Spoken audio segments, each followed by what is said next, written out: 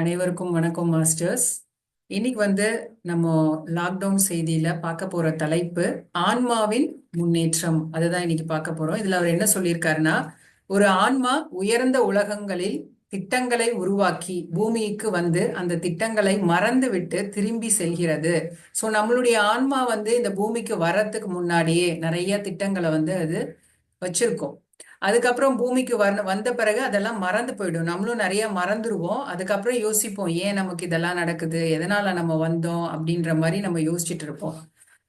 அந்த திட்டங்களை மறந்து விட்டு திரும்பி செல்கிறது. ஆனால் பல பல பிறவிகளுக்கு பிறகாவது இதை தெரிந்து கொண்டுதான் வாழ வேண்டும். ஒரு பிரமிட் மாஸ்டர் தனது பிறவி திட்டத்தின்படி பூமிக்கு அனைவருக்கும் தியானம் கற்பித்து விட்டு திரும்புகிறார். அவர் இணை படைப்பாளிகளாக உயர்ந்த உலகங்களில் பணிபுரிகிறார்.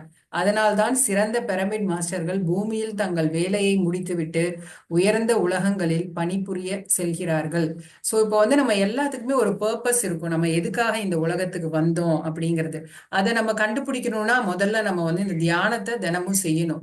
உங்களுக்கு தியானம் செய்ய ஆரம்பிச்சோம்னா இந்த பூமிக்கு நம்ம எதனால வந்தோம், நம்மளுடைய வாழ்க்கையோட நோக்கம் என்ன அப்படிங்கிறது உங்களுக்கு தெரிஞ்சிடும். இந்த பிரமிட் மாஸ்டர்ஸ் எல்லாமே அவங்களுடைய வேலை முடிஞ்ச பிறகு அவங்க ஆத்ம உலகத்துக்கு போயிடுவாங்க, மேல் உலகத்துக்கு போயிடுவாங்க. அதுக்கப்புறம் அவங்க இன்னும் வளர்ச்சி அடைந்து படைப்பாளிகளா மாறிடுவாங்க. அதாவது எந்த அனிமல் எந்த இடத்துல பிறக்கணும், இந்த மனுஷங்க பிறக்கணும் அப்படிங்கிற மாதிரி அந்த டிசைடிங் அவங்க மற்ற ஆத்மாக்களுக்கு டிசைன் பண்ற அளவுக்கு அவங்க நிலை உயர்ந்துரும் அப்படிங்கிறாங்க. எந்த ஒரு மனிதனுக்கும் பிறப்பு இறப்பு உண்டு. பிறந்த ஒவ்வொரு மனிதனும் இறக்க வேண்டும். மரணம் என்பது ஒரு பொதுவான விஷயம். மரணம் என்றால் உடலை விட்டு வெளியேறுவது, பிறப்பு என்பது உடலுக்குள் நுழைவது ஆகும். ஸோ நம்ம பிறந்தா கண்டிப்பா இறந்துதான் போகணும். இவர் மரணம் அப்படிங்கிறது என்னன்னா நம்மளுடைய உடலை விட்டு ஆத்மா வெளியேறது, சோல் வெக்கேட் ஆயிடுச்சு அப்படின்னு நம்ம சொல்லுவோம். அதே மாதிரி பிறப்பு என்பது என்னன்னா நம்மளுடைய உடலுக்குள்ள அந்த ஆன்மா உள்ள நுழையிறது, அதுதான் பிறப்பு அப்படிங்கிறோம். யஷன் கேள்விகளில் யுதிஷ்டனிடம் ஒரு கேள்வி கேட்கிறான். இந்த உலகில் மிகவும் ஆச்சரியமான விஷயம் என்ன? பின்னர் யுதிஷ்டிரன் தன்னை சுற்றியுள்ள மனிதர்கள் அனைவரும் இறக்கும்போது தான் ஒருபோதும் இறக்க மாட்டோம் என்ற மாயையில் வாழ்கிறான். எல்லாவற்றிலும் மிகவும் ஆச்சரியமான விஷயம் இது என்கிறார். அதாவது இந்த மாதிரி யஷன் ஒரு கேள்வி கேட்கிறாரு யுதிஷ்டரிடம். அவர் என்ன சொல்றாருன்னா, மனுஷங்க பாத்தீங்கன்னா தான் எப்பவுமே உயிரோடு தான் இருப்போம் அப்படிங்கிற ஒரு மாயையில இழந்துட்டு இருக்கான். ஏன்னா நம்மளை சுத்தி இருக்கிறவங்க நிறைய பேர் இறந்துட்டு தான் இருக்காங்க. ஒரு சின்ன குழந்தையா இருந்தாலும் சரி, ஒரு டீனேஜரா இருந்தாலும் சரி, இல்ல வயசானவங்களா இருந்தாலும் சரி, நம்ம கையில இல்ல, நமக்கு இறப்பு எப்ப வருங்கிறது நமக்கு தெரியாது. ஆனா மனசுக்குள்ள நம்ம என்ன நினைச்சிட்டு இருப்போம், நாளைக்கு நம்ம உயிரோட தான் இருக்க போறோம் அப்படின்னு நினைச்சிட்டு இருப்போம். சொல்ல முடியாது நாளைக்கு நம்ம உயிரோட இருப்போமா அப்படிங்கறதே நம்ம கையில கிடையாது. நம்மளுடைய கடந்த காலத்துல என்ன பாவங்கள் செஞ்சோமோ அதுக்கு ஏத்த மாதிரிதான் இந்த பிறவியில நமக்கு அந்த இறப்பு அப்படிங்கிறதுமே நமக்கு வரும் அப்படிங்கிறாங்க. அதனால அந்த மாயையில இருந்து நம்ம வெளியில வரணும். எப்ப வேணாலும் நம்ம இறந்து போலாம் அப்படிங்கிற அந்த எண்ணம் உங்களுக்கு எப்பவுமே மனதுல இருக்கணும். சுற்றி இருக்கும் மனிதர்கள் அனைவரும் உடலை விட்டு விடும் போது நாமும் நம் உடலை விட்டு விடுகிறோம்.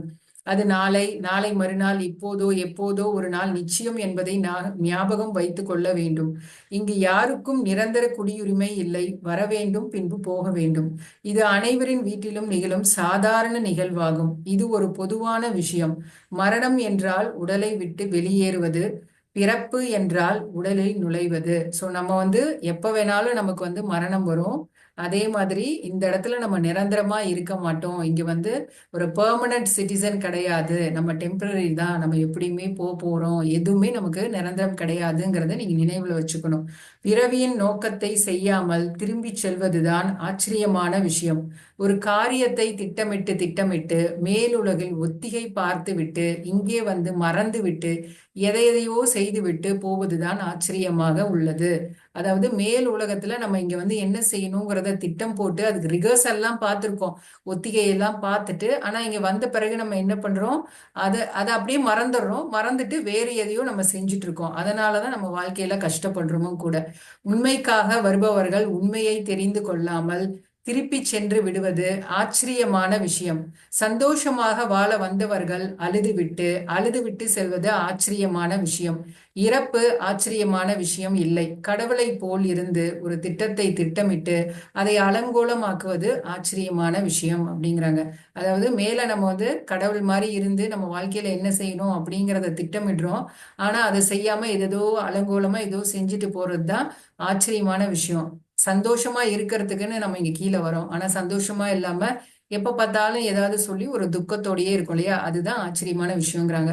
இங்கு கோழி, ஆடு, மீன்களை கொன்று வாழ்வது ஆச்சரியமான விஷயம். ரத்தம் சிந்த வைப்பது ஆச்சரியமான விஷயம். நாம் நிம்மதியாக வாழ்ந்தால் போதும். என் அண்டை வீட்டாரை கொன்றாலும் பரவாயில்லை, நான் பிழைத்தால் போதும் என்று நினைப்பது வருத்தமான விஷயம். எல்லா மனித இனமும் அப்படித்தான். சோ நம்ம வந்து எப்படி இருக்கணும்? சந்தோஷமா இருக்கணும், நிம்மதியா இருக்கணும். அதுக்குதான் இங்க வாழ்க்கைய நம்ம வாழ்றதுக்காக தான் இந்த பூமியில வரோம். அதை விட்டு நம்ம என்ன பண்றோம்? நம்ம அண்டை வீட்டார், பக்கத்து வீட்டுக்காரங்க வந்து நல்லா இல்லாம இருக்கணும், அதுவே நமக்கு ஒரு சந்தோஷமா இருக்கும் அப்படிங்கிற மாதிரி எண்ணம் எல்லாம் நமக்கு இருக்கு. கோழி, ஆடு, மாடு இதெல்லாம் கொன்னு நம்ம சாப்பிடுறோம். சோ இது எல்லாமே ஆச்சரியமான விஷயம் அப்படின்னு சொல்றார். ஒரு மகாத்மாவின் பணி ஒரு பூர்ணாத்மாவரின் செயல்.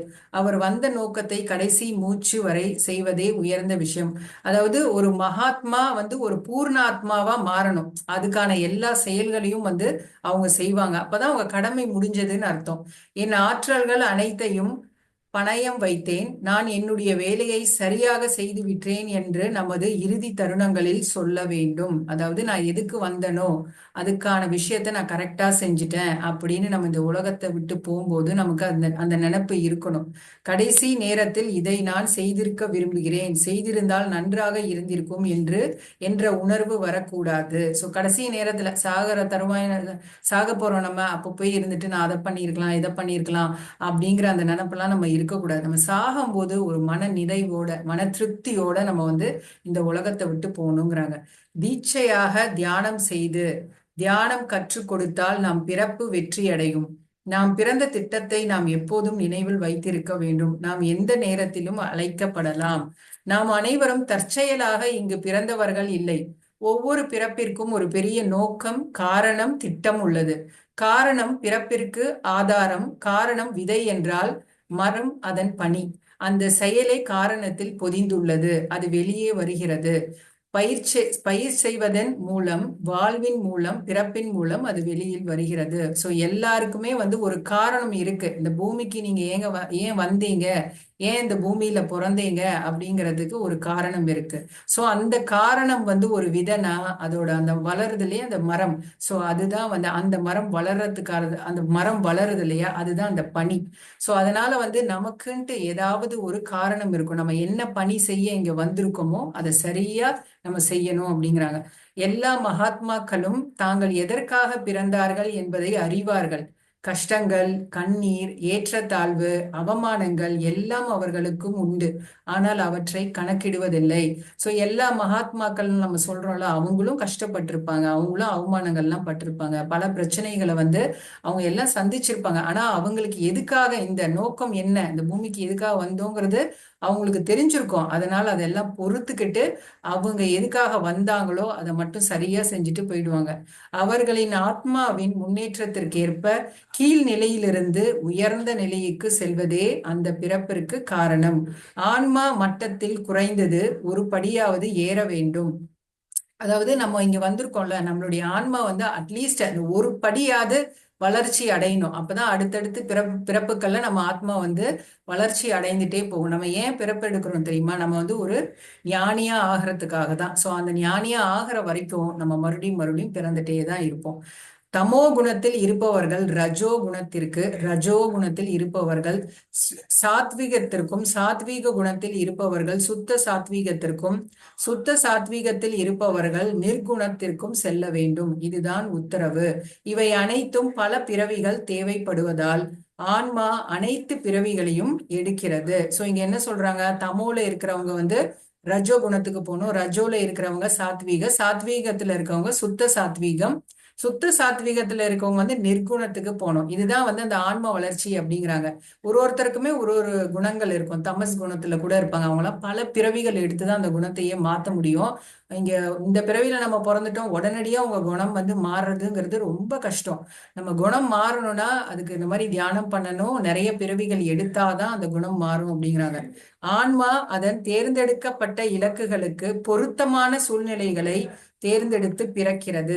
ஒவ்வொரு பிறவியிலும் பாடம் கற்க வேண்டும். சில பிறவிகளில் பாடம் சொல்லிக் கொடுக்க வந்ததால் அந்த பாடத்தை கற்றுக் கொடுக்க முதலில் கற்றுக்கொள்ள வேண்டும். தியானம், சைவ உணவு, ஆன்ம ஞானம், சுய அறிவு, புத்தகம் வாசித்தல், சத்சங்கம் போன்றவற்றை இந்த வாழ்க்கையில் கற்பிப்பது பிரமிட் மாஸ்டரின் திட்டம். பிரமிட் மாஸ்டர்கள் எல்லா பாடங்களையும் கற்றுக் கொடுக்க பிறந்தவர்கள். வாழ்ந்த வாழ்க்கையை திரும்பி பார்த்தால் நமக்கு நிறைவு இருக்க வேண்டும். சோ நம்ம வந்து முதல்ல ஒருத்தவங்களுக்கு கத்து கொடுக்கணும்னா முதல்ல அதை நம்ம கத்துக்கணும். சில பேர் வந்து இந்த உலகத்துக்கு சில விஷயங்களை கத்து கொடுக்கறதுக்காக தான் வந்து பிறப்பெடுப்பாங்களே. சோ பிரமிடு மாஸ்டர்கள் வந்து எல்லா பாடங்களையும் கத்துக்கிட்டு அது மத்தவங்களுக்கும் கத்து கொடுப்பாங்க. நம்மளுடைய வாழ்க்கை வந்து நம்ம இறக்கும் பொழுது நிறைவான ஒரு வாழ்க்கையை நான் வாழ்ந்திருக்கேன் அப்படிங்கிற ஒரு மகிழ்ச்சியோடையும் மன அமைதியோடையும் நம்ம இறந்து போகணும். நான் நன்றாக வாழ்ந்தேன், நான் சரியான முடிவுகளை எடுத்தேன், எந்த தியாகத்தையும் செய்ய தயங்கவில்லை, எல்லா கஷ்டங்களையும் தாங்கிக் கொண்டேன், நான் தற்கொலை செய்து கொள்ளவில்லை, யாரையும் கொல்லவில்லை, நான் எல்லாவற்றையும் சகித்து என் வாழ்க்கையை மகிழ்ச்சியாக உருவாக்கி கொண்டேன், எனது வாழ்க்கை திட்டத்தை நான் வாழ்ந்தேன், மற்றவர்களுக்கு ஆன்மீக அறிவை புகட்ட நான் என்னால் இயன்றவரை முயற்சித்தேன், என் கஷ்டங்கள், இழப்புக்கள், அவமானங்கள் இருந்தாலும், என் தோழர்கள் என் மீது கற்களை எறிந்தாலும் நான் திருப்தியாக செய்தேன்.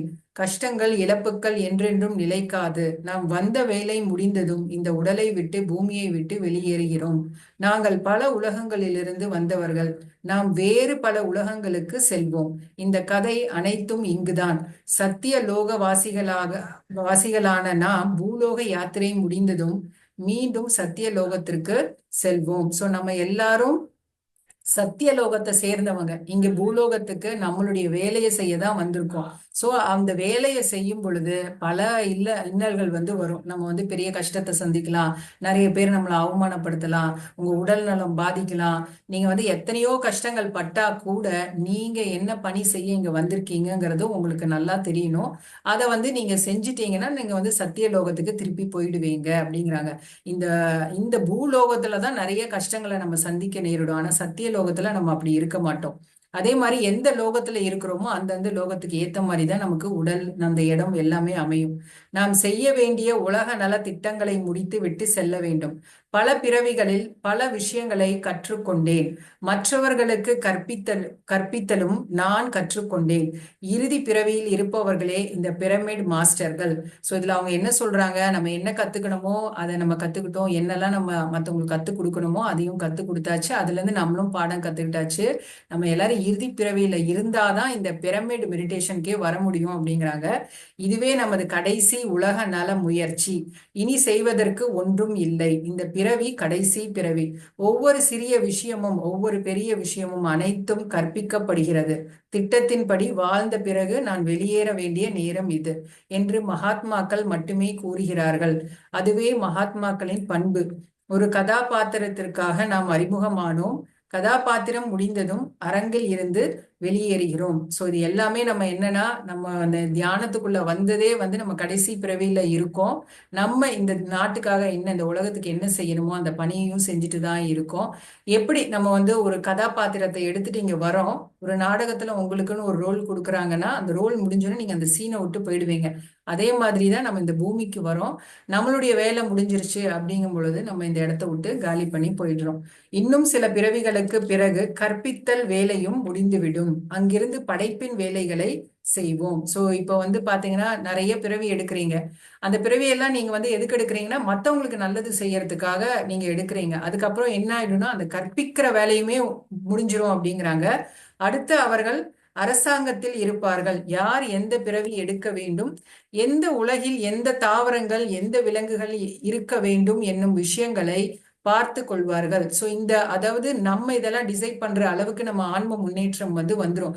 எந்த உலகத்துல எந்த தாவரங்கள் இருக்கணும், அதே மாதிரி விலங்குகள் எந்த இடத்துல இருக்கணுங்கிறது எல்லாத்தையும் நம்ம வந்து படைப்பாளியா மாறிடுவோமா. அனைத்து பிரமிட் மாஸ்டர்களும் பூமி உலகங்களில் தங்கள் வேலையை முடித்துவிட்டு அந்த உலகங்களுக்கு செல்கிறார்கள். அதன் மூலம் ஒருவன் பிறவியின்மை பெறுகிறான்.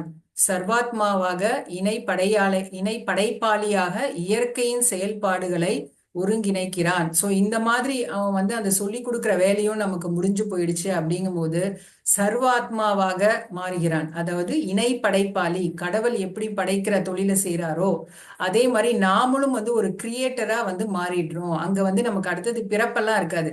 நம்ம கிரியேட் பண்ணி பண்ணி இந்த பூமிக்கு ஒரு ஒரு ஆத்மாவும் அனுப்பிட்டு இருப்போம். அனுமன் புறப்படும் நேரத்தில் ராமரை தரிசித்த போது ராமர் யுகங்கள் தோறும் பூமியிலிருந்து இந்த தியானம் மற்றும் ஆன்ம ஞானத்தை அனைவருக்கும் பரப்ப வேண்டும் அப்படின்னு சொல்லியிருக்காரு. அதாவது அனுமன் வந்து ராமர் கிட்ட போய் தரிசிக்கும் போது ராமர் சொல்லியிருக்காரா, நீ எப்பவுமே இந்த பூமியில இருக்கணும், பூமியில இருந்து இந்த தியானத்தையும் ஞானத்தையும் மக்களுக்கு வந்து நீ பரப்பணும் அப்படிங்கிற மாதிரி சொல்லியிருக்காங்க ராமர். சோ இப்பவும் பாத்தீங்கன்னா சில மலைகள்ல மலை பகுதிகள்ல ஹனுமன் வந்து காட்சி அளிக்கிறாரு. மலைவாழ் மக்கள்லாம் நிறைய பேர் சொல்றாங்க ஹனுமன் வந்து காட்சி அளிக்கிறாருன்னு. அந்த மலை பேர் எனக்கு தெரியல, ஆனா அது உண்மை அப்படிங்கிற மாதிரி நம்ம தியான பிரபஞ்சத்துல ஒரு கதையாவே தொடர்ந்து கொடுத்துட்டே தான் இருக்கிறாங்க. சோ அந்த மலைவாழ் மக்களுக்கு என்ன நோய் வந்தாலும் அந்த ஹனுமன் வந்து ஒரு குறிப்பிட்ட நாள்ல தான் காட்சி தருவாராம். சோ அந்த சமயத்துல போய் அவங்கள பார்த்துட்டோம்னா நம்ம உடல்ல இருக்க நோய் எல்லாம் சரியாயிடும் அப்படிங்கிற மாதிரி இருக்கு. சோ இது உண்மைன்ற மாதிரி சொல்றாங்க. ஹனுமன் யுகங்களாக இருந்து வருகிறார், அது அவருடைய திட்டம். ஹனுமன் சிரஞ்சீவியாக வாழ்கிறார். சோ இன்னமுமே ஹனுமன் வந்து பூமியில தான் இருக்காரு. நம்ம சொல்லுவோம்ல ஹனுமன்னா சிரஞ்சீவி அப்படின்னு, இன்னமும் இருந்துட்டு தான் இருக்காராம். ஹனுமன், பரசுராமர், அஸ்வத்தாமா, விபீஷணன் ஆகியோர் அழியாதவர்கள், நிரந்தரமாக இங்கேயே இருக்க வேண்டும் என்பதே அவர்களின் திட்டம். சோ இவங்க எல்லாருமே இந்த பரசுராமர், அஸ்வத்தாமா, விபீஷணன் இவங்க எல்லாருமே பூமியில தான் இருந்தாகணுங்கிற மாதிரி தான் திட்டம் போட்டு வந்திருக்காங்களாம். இன்னமும் அவங்க எல்லாம் பூமியில தான் இருந்துட்டு இருக்காங்களாம். அவர்கள் யுகங்களாக இங்கேயே இருக்கிறார்கள். எல்லோரையும் உயர்த்துவது, பாதுகாப்பது மற்றும் உதவுவது அதுவே அவர்களின் திட்டம்.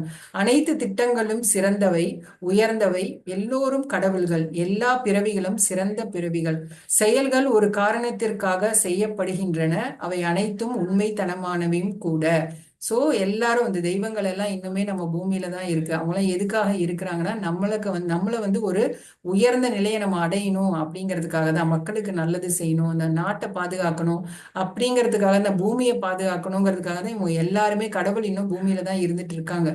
நமக்கு உடல் இருக்கிறது என்றால் நாம் இன்னும் செய்ய வேண்டிய வேலை இருக்கிறது என்று பொருள். அதனால்தான் நாம் உயிருடன் இருக்கிறோம். அதனால்தான் உலக நலத்திட்டங்கள் செய்யப்படுகின்றன. கற்றல் பிறப்பல் இந்த உடல் நமக்கானது. கற்பித்தல் பிறப்பு எல்லோருக்கும் உரியது. அதாவது கற்றல் பிறப்பில் இந்த உடல் நமக்கானது. கற்பித்தல் பிறப்பு எல்லோருக்கும் உரியது. பிரமிட் மாஸ்டர்களின் பிறப்புகள் அனைவருக்கும் கற்பிக்க உள்ளது. உடலுக்கு எவ்வளவு நாட்கள் இருக்கிறதோ அத்தனை நாட்களும் எல்லா செயல்களையும் நன்றாக செய்ய வேண்டும். எல்லா திட்டங்களையும் நிறைவேற்றி இந்த உடலை விட்டு வெளியேறுங்கள். உங்க உடலுக்கு வந்து எவ்வளவு நாள் இருக்கோ அது, அந்த உடல் நம்ம கிட்ட இருக்கிற வரைக்கும் நம்மனால என்னெல்லாம் நல்லது செய்ய முடியுமோ அதெல்லாம் நம்ம செய்யணுங்கிறாங்க. நம்ம கிட்ட இந்த உடல் இருக்கிறதுக்கே காரணம் என்ன, ஏன் நம்ம இவ்வளவு வருஷம் உயிரோட இருக்கோம் அப்படின்னா நம்ம இன்னும் செய்ய வேண்டிய கடமைகள் நமக்கு இருக்கு. அதனாலதான் நம்ம வந்து இந்த உடல் நம்ம கூட இன்னமும் இருக்கு அப்படிங்கிற மாதிரி சொல்றாங்க. ஓகே மாஸ்டர்ஸ், ரொம்ப நன்றி. இதோட என் உரையை முடிச்சுக்கிறேன்.